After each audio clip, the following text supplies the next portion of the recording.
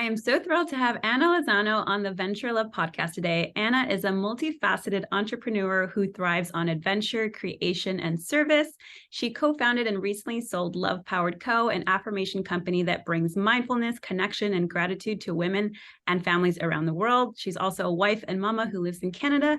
And over the last 12 plus years, she has experienced big success and challenges in product-based business, network marketing, and coaching that have made her a bit of a magician when it comes to mentoring other female entrepreneurs and embodying their own success stories. So super duper excited to have you on the podcast. Welcome, Anna. Yay, thank you for having me. I'm here for it all. Awesome. So first of all, I'd love for my listeners to learn more about you. So could you share a little bit about how you became an entrepreneur? Was it something that you always wanted to be, or was there something along your path that kind of sparked an interest for you? Yeah, it definitely was not something that I was raised around or had the evidence around me. And so I was really raised in the traditional path and being raised by immigrant parents. It was go to school, get good grades, find a safe and secure job, and then eventually, when you're 65, retire with a pension plan. And so that's what I did. And then literally stepping foot into my first career working in sales and marketing at a very large CPG firm, I looked around and I was just like, oh boy, this is not for me. I just knew there was no chance I could market and sell products that I personally would never consume. And I felt like that would be my next, 40 years of my career. And so that was really the moment that I surrendered and always had a fascination for entrepreneurship. I remember being quite young when I picked up Richard Branson's autobiography and just reading his story and his passion, his fire to creating these incredible companies. I believe starting with like newspapers, like he had a publishing company. I was like, there has to be another way. And so like raising my hands up to the universe and just saying, what am I here for? What is my purpose? And having the courage to leave. I left really early on. I think I lasted in corporate 2 months. And this is after going to business school and doing all the things, but just intuitively knowing that there had to be another pathway, there had to be another way. And mind you, being raised by a very Polish immigrant father, he was not happy with my decision, but this is me. I've always just been a rebel of a status quo, but that was that first big pivotal moment where I just decided to take my life into my own hands and be open to what else could be out there for me. I love that. And I love that you said you left after 2 months. I mean, my gosh, I wish I had done that. It took me a decade to get to that point, but good for you. That's incredible. Yeah, I just didn't want those years to pass by because they have this beautiful way of sucking you in, with the Oh, yeah. small promotions and the bigger offices and then eventually you're just there because then it becomes way too risky to leave because that's the experience that you have. And so thankfully, whatever was guiding me, whatever was nudging me to take that different action step, take that different move, like so grateful for it. I didn't have that comfort level when I just stepped into corporate to really give it a lot of meaning at that time. Oh my gosh, that's incredible. I love that. I love that story. So one of the questions that I wanted to ask you was based on what you know now, what would you tell your younger self during your entrepreneurship years of anything that you learned that was just like, oh my gosh, I wish I had never done that, but now I know better, or just anything that you can share with the community of listeners that are either wanting to start a business on the verge of like rebranding or curious on launching a service-based product or just at that point of wanting to learn from someone who's been there. And obviously you have a beautiful, successful career. So I'd love to dig your brain a little bit and learn more about you. Yeah, I feel like, I mean, the first thing is there's never going to be the perfect timing, right? I think that we try to measure things and say, okay, well, when I am X, Y, and Z, or when I have X, Y, Z, or when I've achieved X, Y, and Z, then I will make this move that you feel with every single cell of your body at the soul level right now. But the perfect time will never come. So I can share this example. Like when we were launching Love Powered Co., my product based company, um, we were launching August 2017. September 2017, I found out I was pregnant with my second, and I just had the worst nausea, like so much so that I was either puking or sleeping. There was no in between, and we had literally like a week before. So we launched August 27th. September 9th, I found out I was pregnant. And then I was out. I like right away hit me, and I was like the worst co-founder because I'm exhausted or puking, and we're just launching this company. But at the same time, my co-founder was going through like literally top to bottom gut reno of her house. They were staying in a hotel. So it was like the worst possible timing to launch a company. And so it's like, well, would you have done it differently? Well, no, because the timing played out so perfectly that we were able to scale and sell 5 years later. And so I would never erase or redo any of these experiences, but you go through these experiences to build resilience, to really reconnect with your why and your vision. And it's these experiences that create stories that then become teaching moments, right? Like if I had not gone through that, I would not be on your podcast today sharing this experience. And so it's all part of the journey, and it's going to be messy. It's going to be chaotic. It's going to come with a lot of tears and frustration, but it can also come with a lot of impact, with a lot of, community support, growth, expansion, wealth. And so embracing it all, embracing the journey, knowing there will never be a perfect time, leaning into anything and everything in entrepreneurship that makes you uncomfortable, because on the other side of that is growth, and that's where the magic and miracles live every time we can stretch ourselves and go beyond those edges that we as humans have created for ourselves. And so I'm just like, I'm a super fan of entrepreneurship. I think it really shows us what we are capable of, and I truly believe that entrepreneurship and women leading with their hearts like literally can change the world with the products that we create, with the services that we create. um the time is definitely right now for us to shine so bright. I love that. Such a great answer. And it's so beautiful to hear you being so genuine and authentic about it all, because it is rough. I mean, just alone in these last few years of me having my business, there's tons of ups and downs that not that many people, unless you're really close to you or unless you're super vulnerable sharing those things, would know. It's not always easy. It's definitely a roller coaster. It's a wild adventure. But I love hearing that, now is the time. If not now, then when, right? It's Yeah, and then you layer in motherhood, right? Especially like Mhm. we were launching Love Powered Co., and my first one was 18 months. So now we're seeing like pregnant with the second, 18-month-old toddler. Like, talk about the worst timing possible.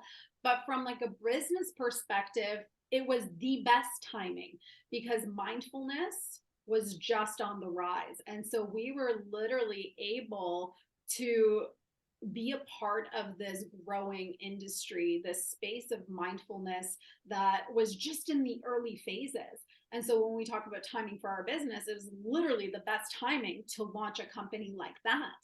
Whereas in our personal lives, it was the worst for both of us. And so, I feel like it goes back to really leaning into our intuition and this inner knowing. Like, if you are being called to launch something right now, whether it is product or service or a partnership or an affiliate, like just feel into that feeling, your inner knowing, and allow that to guide you.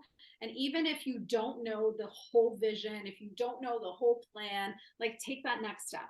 what does that look like for you? And hey, pivoting has become like our, what do we call it? Like part of who we are as entrepreneurs, because we will have to pivot. We will not know all the answers.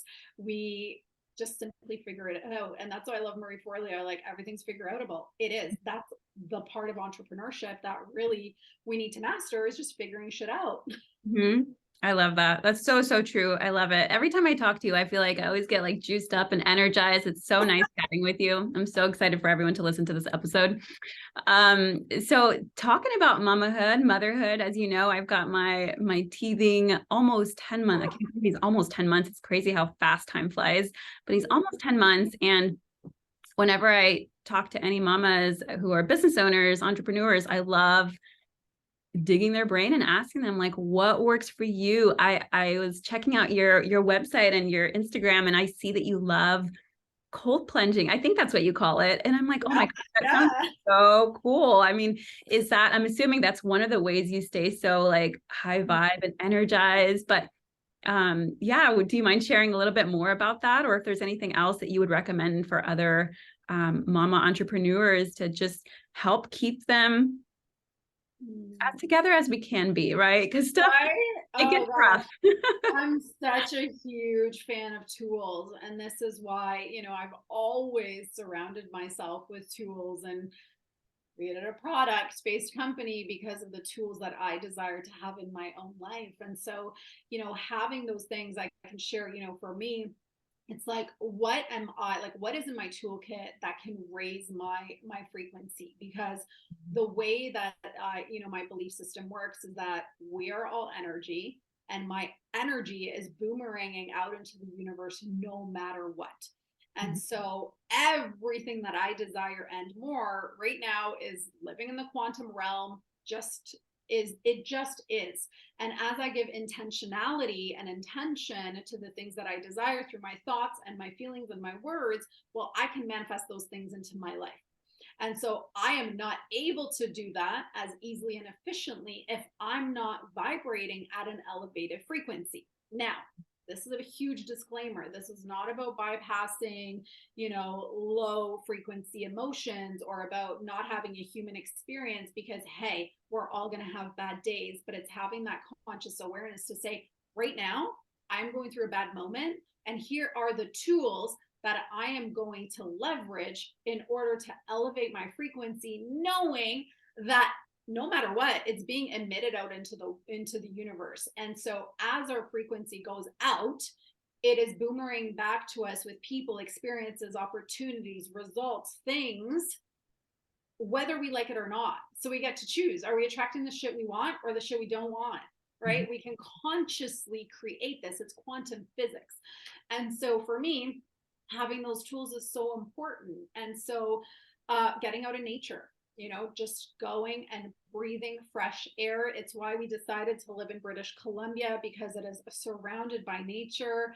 The community I live in is surrounded by trails. And so I just go outside. Like, when I don't feel good, I go outside. I breathe in the fresh air. I ground. I love affirmations, gratitude journaling, because those words become pattern interrupters. So if I'm going on a negative spiral and I bring conscious awareness to it, okay, let's stop that thought right now, that train wreck of a thought, and let's layer in affirmations that are now pattern interrupters, and at least get into this neutral vibration, and then I get to layer on the elevated emotions. So that's another tool. I've recently aligned with a frequency device called Healy, and essentially what Healy does is scans my energetic field and says, these are the frequency programs you need right now to come back into coherence. And I just did a live on this yesterday with a friend. When we are in coherence, we literally become that energetic match for all the things that we desire. We become a match for perfect health, vitality, life force energy. And so as the device scans me and recommends programs, I then choose. You can see I'm running frequencies right now through microcurrent. I then apply those frequencies to bring me into my perfect original blueprint, because we have to remember we were created perfect. And so why not come back to our divine, whole, perfect, energetic blueprint? Like, we all deserve to do that. And so, yeah, I'm a huge toolkit kind of person. And then, of course, having conversations with people that you love and that are there to hold space and not judge, where you can get, I mean, emotions are just energy. So how can we get them out? And then how can we layer on neutral and elevated emotions through our thoughts and our words? Oh my gosh. So many amazing tools, so many amazing things. I love it. I have to dig and learn a little bit more about Healy. It sounds super interesting. From the moment I saw you, I was like, what are those things on her wrist? I'm curious. So definitely Yeah, going to look into that some more. yeah. My next question that I wanted to ask you is, well, I like asking everyone on the podcast is, what does it mean to venture a life that you love? Mm. Yeah, I mean, this is the most important. Like, why are we really here if we're not going to design consciously a life that we love? And Mhm. so what does it mean? What does it mean for you? What does it mean for me? And I think this next stage of my life, and I do have 13 years of entrepreneurial experience under my belt in different industries. Mhm. It's consciously choosing that there's going to be a lot more play, a lot more playfulness, a lot more simplicity, in a sense of spaciousness. Like, my word for the year is spaciousness. And the success is incredible, but I value the space and the freedom so much more right now. And so really leaning more into this, like, childlike playfulness, because it's not how I naturally operate, right? We become adults and there's responsibilities and there's things that we have to do. And it's like, okay, so now I have this evidence of success, I have these results. How do I go back to just that lightness, that super light energy that I know is in that spaciousness? Magic will also be created, but less of the doing and more of the being. And then taking, the decisions, the aligned action that is like that 100% aligned action, like not doing just to do. It's being so intentional. And the only way that I can be so intentional and I have clarity on what really is next is in that spaciousness, simply being. And then that clarity always comes. And if we're always busy, then we don't have the opportunity to gain that clarity that is of the fullest alignment. Beautiful. Oh my gosh. Thank you so, so much for such a beautiful conversation. This was just so great. I love talking to you. Like I mentioned, so grateful to have you on the podcast. And I mean, for anyone listening who's super interested in wanting to learn more about you and to work with you and to connect with you, how can people find you and connect? Yes, of course. Thank you. Thank you for having me. So I'm mostly on Instagram. You will be hearing lots about frequency, energetics, and business strategy and entrepreneurship. So that's _Anna Lozano. And then my website is annalozano.com. Awesome. Thank you so, so much, Anna. I appreciate you. Thank you for having me.